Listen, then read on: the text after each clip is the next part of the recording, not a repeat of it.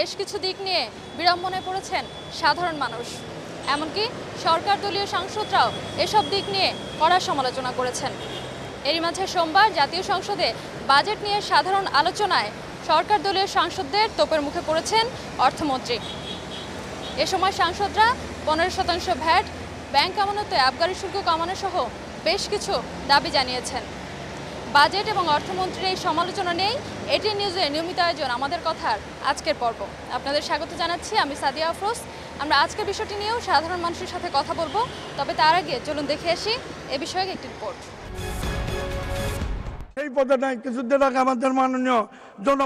জাতীয় সংসদে বাজেট নিয়ে সাধারণ আলোচনা করতে গিয়ে সরকার দলীয় সাংসদরা সোমবার মুখর ছিলেন অর্থমন্ত্রীর সমালোচনায়। অর্থমন্ত্রীর উপস্থিতিতে শুরুতে ব্যাংক আমানতে আবগারি শুল্ক আরোপের সমালোচনা করেন সাংসদ আবুল কালাম আজাদ। এই শুল্ককে নিম্ন মধ্যবিত্তদের জন্য মরার উপর খাড়ার ঘা হিসেবে মন্তব্য করেন তিনি। ব্যাংক সার্ভিস চার্জ কাটে, এর মধ্যে আবগারি শুল্ক হবে মরার উপর খাড়ার ঘা। কোটি কোটি টাকা ব্যাংকের লোক, আপনার ব্যাংকের টাকা এগুলো উদ্ধার করতে পারতেন না, ব্যাংকের অর্থ পাচার হয়ে যাচ্ছে বন্ধ করতে পারতেন না, আর নিম্ন মধ্যবিত্তের উপর আপনার টাকা দিচ্ছেন।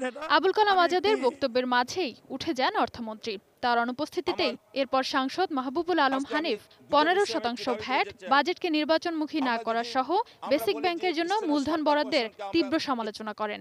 অর্থমন্ত্রী আমানতের উপর শুল্ক আরোপ করেছেন। উনি বলেছেন এই ব্যাংকে জমা টাকার উপর যে আবগারি শুল্ক ধার্য করেছেন, কি কারণে, কার স্বার্থে, কার পরামর্শে অর্থমন্ত্রী এটা করেছেন আমার বোধগম্য নয়। এবারে ভ্যাটের যে ধার্য করা হয়েছে তাতে প্রায় 30% বৃদ্ধি করা হয়েছে, এটা কোনো যৌক্তিক হতে পারে না মাননীয় স্পিকার। হানিফের পর এবার অর্থমন্ত্রীকে নিয়ে মন্তব্য করে সংসদে উত্তাপ ছড়ান আওয়ামী লীগের সভাপতি মণ্ডলীর সদস্য শেখ সেলিম। অর্থমন্ত্রীর বিভিন্ন সময়ে করা বেফাঁস মন্তব্যের জন্য সরকারকে বিব্রতকর অবস্থায় পড়তে হয় জানিয়ে অর্থমন্ত্রীকে কম কথা বলার পরামর্শ দেন তিনি। আপনার কিছু কথাবার্তা আমাদের সরকারের অনেক বিব্রতকর অবস্থা পড়তে হয়। আপনি অর্থমন্ত্রী, আপনার দায়িত্ব এই সংসদে বাজেট পেশ করা।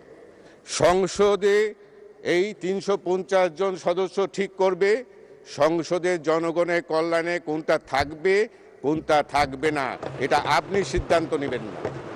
সুতরাং আপনার এই একগমি ব্যবস্থাটা বন্ধ করেন, কথা কম বলেন। এ সময় অন্যান্য সাংসদরাও ব্যাংক থেকে পাচারকৃত টাকা উদ্ধার করতে না পারার জন্য অর্থমন্ত্রীকে দায়ী করার পাশাপাশি 15% ভ্যাট প্রত্যাহারেরও দাবি জানান। বিদ্যুৎ বিলে 15% ভ্যাট ধরা হয়েছে, যদি এইটা রাখা হয় তাহলে আমাদের 7% বিদ্যুৎ বিল বেড়ে যাবে। আমি সাদিয়া আফরোজ, এটিএন নিউজ। এটা যেন এবারকার। এতক্ষণ রিপোর্টটি দেখলেন, এবার চলুন জেনে নেই সাধারণ মানুষ কি বলছেন। অর্থমন্ত্রীর একার বিষয় না, এটা তো সরকারের বিষয়, গভর্নমেন্টের বিষয়। এটা ডিসকাস করে তো সিদ্ধান্ত বা ডিসাইড যেটা করে সেটা। আর অর্থমন্ত্রী যেটা বলে ব্যক্তিগতভাবে, আমি মনে করি ওনার এটা বয়সের ভারসাম্যর ব্যাপারটা আর কি, বয়সের কারণে এই সমস্যাটা হয়। এটা আসলে এখন তো ব্যক্তিগত হবে, যেটা আমি ব্যালেন্সটা ঠিক রাখতে পারে না, এটাই। মাননীয় অর্থমন্ত্রী তার নিজস্ব চিন্তা চেতনায় সে কীভাবে উদ্ভট এটা বাজেট এবারে দিতে গেল, কি চিন্তা করে এই ভুল কাজটা করে যে জাতির উপরে একটা প্রেশার আনতে গেল, এটা জনগণ ইতিমধ্যে বুঝে গেছে। যে কাহিনীটা ঘটে গেছে তার সংসদরাই তার বিরুদ্ধে লেগে গেছে। এটা আমাদের বিবেচনা আসতে হবে যেন যে বাজেট এই জনগণের পক্ষে ন্যায় নীতি আদর্শের এবং পারার ক্ষমতা আছে সেই ধরনের বাজেট রাষ্ট্র হওয়া উচিত। এটা এক এক সময় এক এক রকম বলে আর কি, এটা আসলে ঠিক না।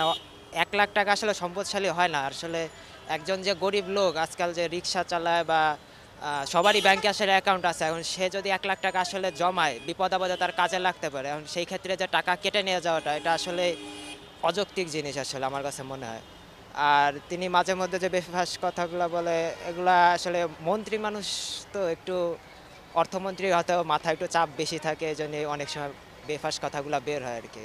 ওই দিন আমি ছোটো বাচ্চাদের একটা সংসদীয় বিতর্ক শুনলাম, ওখানে একটা বাচ্চা এত সুন্দর করে উপস্থাপন করলো, আমাদের মাননীয় প্রধানমন্ত্রী বলতেছেন, মাননীয় অর্থমন্ত্রী বলতেছেন 4000 কোটি টাকা কোনো ব্যাপার না, আবার বলতেছেন 1 লাখ টাকা যাদের আছে তারা ধনী। তাহলে এটা কীভাবে সম্ভব, কীভাবে উনি বলতে পারেন, কীভাবে উনি দেশের একটা এত বড় দায়িত্বে এই পর্যন্ত উনি 3টা না 4টা বাজেট দিচ্ছেন, তাহলে কীভাবে ওনার দ্বারা সম্ভব? এই বাজেটটা কীভাবে, এই কথাটা উনি কীভাবে বলতে পারেন? তাহলে তাকে আমরা কীভাবে অর্থমন্ত্রী হিসেবে সমর্থন করতে পারি? তার বাজেট আমরা কীভাবে সমর্থন করতে পারি? অর্থমন্ত্রী তার নিজের ইচ্ছা মতন এই সময় এই কথা বলে। 1 লক্ষ টাকা সাধারণ মানুষরা খেটে খাওয়া মানুষরা 1 লক্ষ টাকা ব্যাংকে টাকা রাখতে পারবে কষ্ট করে, তার থেকে সে 4,000 টাকা কেটে নেবে। এই 1 লক্ষ টাকা জমাতে তার ওই লোকটা আর ওই গরিব মানুষের যে কত কষ্ট, তিলে তিলে 1 লক্ষ টাকা শেষ সম্বলটুকু সেকে ব্যাংকে রাখবে একটা ডিপোজিট, অন্য জায়গায় রাখলে তো সেফ না, তার একটা ব্যাংকে রাখবে, কিন্তু সে ব্যাংকে রাখতে পারবে না। তাহলে কি আর তার কোটি কোটি টাকা যারা তারা যে লেপাট করে নিতেছে তার কোনো কথা নেই। অর্থমন্ত্রী অ্যাকচুয়ালি উনি অসতিপর বৃদ্ধ অর্থমন্ত্রী, উনি কি বলেন কি করেন না করেন তার মধ্যে সরকারের কোনো কন্ট্রোল আছে বলে আমার মনে হয় না। কারণ ওনার উপর সবাই এত ডিপেন্ডেন্ট ওনার উপরে ইয়ে করা, যে এইতে অর্থমন্ত্রী কি বললেন না বললেন এটা জনগণও কোনো কিছু ইয়ে করে না, কেয়ার করে না, এবং যারা সরকারে আছে তারাও খুব বেশি ইয়ে করে না। বর্তমানে যে সমালোচনা হচ্ছে এটা একচুয়ালি পিছিয়ে দেওয়াল ঠেকার জন্যেই হয়েছে। যেসব মেগা প্রজেক্ট যেসব নিয়েছে গভর্নমেন্ট, সেসব জায়গায় পয়সা জোগাড় করার জন্যেই এখন জনগণের ঘাড়ের থেকে পয়সা কেমন করে নেওয়া যায় সেই ব্যবস্থাই এই বাজেটে করা হয়েছে। যে অনেক শোনাশুনি হইতে, মানে অনেকে বলা বলি করতেছে যে ট্যাক্সের হার বেশি, এই কারণে মানে আমিও ব্যাংকে কোনো টাকা রাখতেছি না। হ্যাঁ, মানে যা টাকা পয়সা ছিল সব উঠে নিচ্ছি আর কি। উনি সাধারণ জনগণের কথা চিন্তা করে না। সংসদে অর্থমন্ত্রী ছাড়াও তো আরও অনেকটা আছে, তো অর্থমন্ত্রীর কথা বলা আগে তো সবার বিষয়ে চিন্তা করে বলা উচিত। উনি কিছুদিন আগে সিলেট গিয়ে বলছে যে 1 লক্ষ টাকা অনেক টাকা, তো 1 লক্ষ টাকা তো যে ভিক্ষা করে তারও থাকতে পারে। এই 1 লক্ষ টাকা যদি ব্যাংকে রাখার পর 3 মাস পর 99,956 টাকা ফেরত দেওয়া হয়, তাহলে ব্যাংকে টাকাটা রাখবে কে? দর্শক, এই ছিল আমাদের কথার আজকের আয়োজন। আগামীকাল একই সময়ে এটি নিউজ আপনাদের সামনে হাজির হবে নতুন কোনো বিষয় নিয়ে। সে পর্যন্ত বিদায় নিচ্ছি আমি সাদিয়া আফরোজ। আপনারা ভালো থাকুন, সুস্থ থাকুন আর থাকুন এটি নিউজে।